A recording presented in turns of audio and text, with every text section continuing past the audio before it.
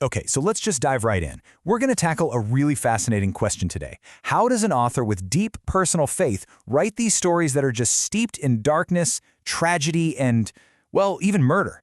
We're going to break down the whole philosophy of an author who is not afraid at all to walk into the shadows to find the light.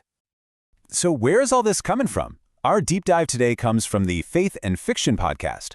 Author Elle Meier was on recently, talking all about her creative process and her brand new novel, Andrew and Isabel. It's just a fantastic look into how someone's belief system really shapes the stories they tell.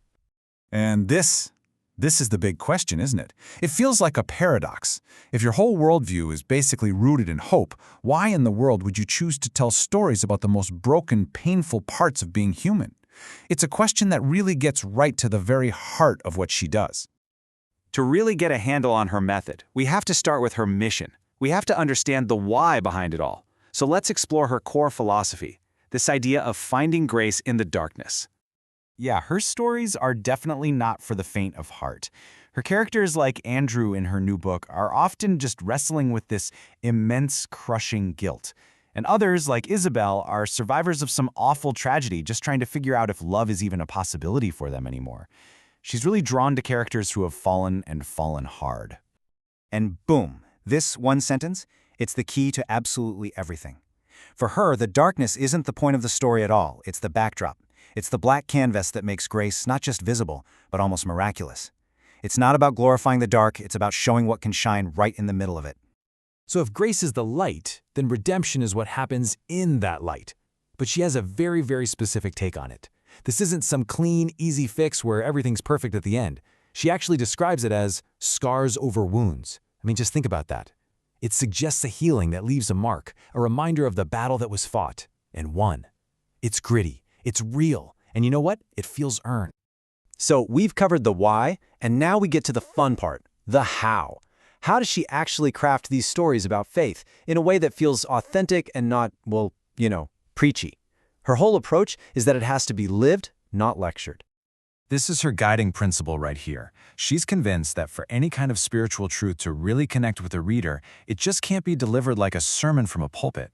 It has to be woven into the very fabric of the character's life, their choices, and their struggles. And just look at the contrast she lays out. Lectured faith is all tidy and neat. It relies on these simple platitudes that, as she puts it, suffocate the plot. But lived faith? Oh, that's messy. It's real. It's found in the struggle, in the wrestling with doubt.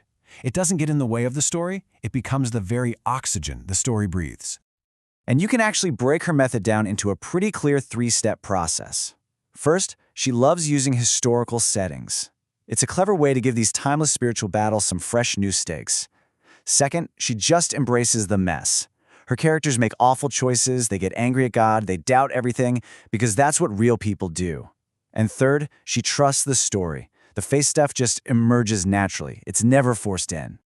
You know, this whole philosophy even stretches to her antagonists. During the podcast, she got asked why her villains are often so, well, disturbingly human. Wow. Just let that sink in for a second. Her argument is that a villain who truly believes they're the good guy is way more terrifying than some cartoonish monster. And that reference to Judas? Wow. It suggests that the line between hero and villain is sometimes a lot thinner than we want to believe, and maybe that no one is beyond the reach of an invitation. Okay, so this is the elephant in the room, right? If you're writing these gritty, realistic, sometimes dark stories, don't you risk alienating the very audience you're trying to connect with? But her response is just so confident. She makes this great point that even the stories in the Bible were about thieves and prostitutes and broken people, not perfect fairy tales. For her, faith isn't this fragile thing you have to protect from the big bad world. No, it's an active force that's meant to engage with it, head on. And all of this brings us to our final section, the ultimate purpose behind it all. If her books are so full of darkness and struggle and pain, what is the message she actually wants to leave with her readers? And this is really the core of it. The pain in her stories is never just for shock value. It's always serving a bigger theme. The darkness is there to prove that no character, and by extension no reader, is ever too far gone to be found. You can tell this is her personal mission statement. She's very open about the fact that she's lived through her own brokenness, and she writes from that place. The lifeline her characters are clinging to, it's the same one she's had to cling to herself.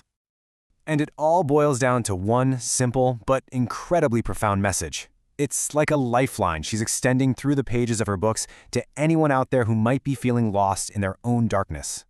That's it. That's the whole thing. By creating characters who are wounded, who carry secrets and regrets, she's telling her readers that their own struggles are seen, that they're valid, and that they are not the end of the story.